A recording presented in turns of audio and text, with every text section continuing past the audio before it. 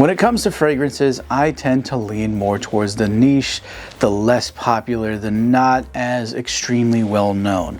I'm not necessarily reaching for the Johnny Choos or the Dior's or even anything from, Tom Ford, right? It's just out of my budget, and I don't normally like to lean in that direction. But I've just had the itch recently to try out new things, and I decided to get a bottle of something that I've never tried, but have been recommended more than a few times, and that is a little sampler of Versace Eros. I personally don't recall ever smelling this anywhere. I've not ever tried this, so this is going to be as blind as you could possibly make it, to the level of I haven't even looked at a fragrance chart for it. I'll pull it up after I spray myself with it. So without further ado, let's open this little tiny guy. Look at the little tiny box. You gotta love it. It's kind of cute and adorable in a medicine could ruin my olfactory senses kind of way. It's literally a tiny bottle. Oh, that's so good. I could not make this up. They put it in a tiny micro-sized version of the bottle. Oh, that's really cool. And it's an eau de toilette, so knowing that means that it's probably going to want me to spray more of it anyway, which would explain why people tend to douse themselves. Out the gate, I can already tell you that this is not a spray bottle. This is, in fact, a sealed bottle where you would basically drip this or dip this, however you want to do it, dab it basically. So without further ado, let's just go for it. Get a little on there. A little dab up. Oh, hold on. This might be, wow. Again, eau de toilette, not crazy strong. That initial hit though is really nice. Yeah, I did not get nearly as much on my other arm. And the dry down is very fast. That is already in my skin. Holy smokes. I have a ceiling fan running to actually keep the temperature of the room down. But out the gate, I like this. It's not crazy, but I can easily tell because the fragrances I'm getting are like citrine and stuff like that right up front. If you had too much of this on, you definitely would knock somebody out. I hate to say it, this does bring back some memories of older frat guys and stuff like that trying to be impressive, right? But in a smaller dose where it's, not being dumped on, this actually isn't bad. It's actually kind of pleasant. I like it. Yeah. I'm getting some of that amberose, maybe some form of floral in there. The citrus, though, I'm a sucker for citrus. I'm a sucker for vanilla, which are in total opposite directions, but it's still gourmands. I love that kind of stuff. It does have that musk to it, which I know for some people is a turnoff. I'm okay with it. It just depends on what it's blended with, and given I'm getting sort of like a citrine amber combo with the musk, it's pretty pleasant. I kind of like it. I think I'm actually going to keep this one. I kind of dig this. This is definitely better for the summer, though. I would never wear this in the fall, because in the fall it's just out of place, right? This is currently giving me sitting beachside with my feet up, right? It's given me, having maybe some kind of sweeter cocktail-y drink in my hand. For some, it might be a mimosa. For me, it would definitely be a lemonade. But then as it dries down, it definitely moves into that musk. It moves into that very masculine. There is no question what it's leaning towards as it starts to dry down. Because as it goes on, I've moved from the beach and I'm now going to the club. I hate to say it, but that is the vibe I get right off the bat.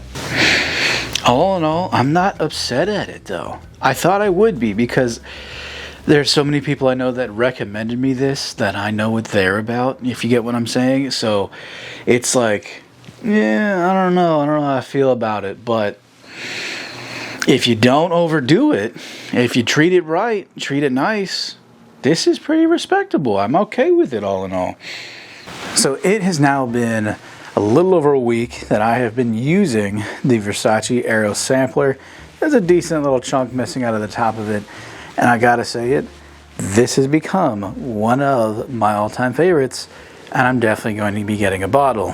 While I am a man who prefers having his individuality and being unique and things like that, there is something about the timelessness and the uniqueness of Versace Eros that it just appeals to me.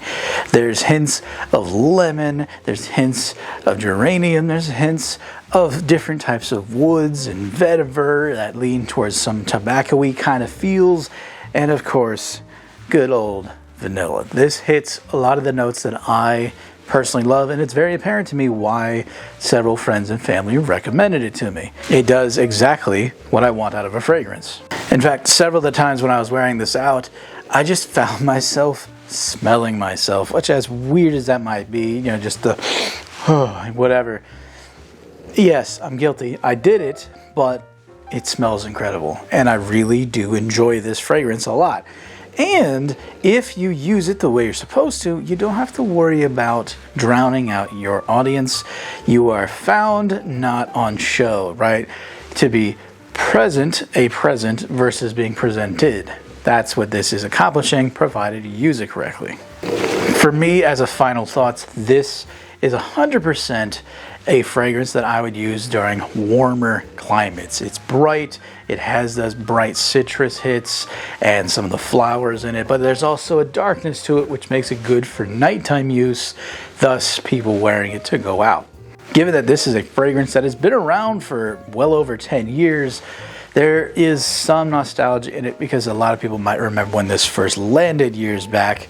So you might be like me where you're remembering, you know, old block parties or going out with friends in the peak of summer, going to the amusement park, or whatever the case might be.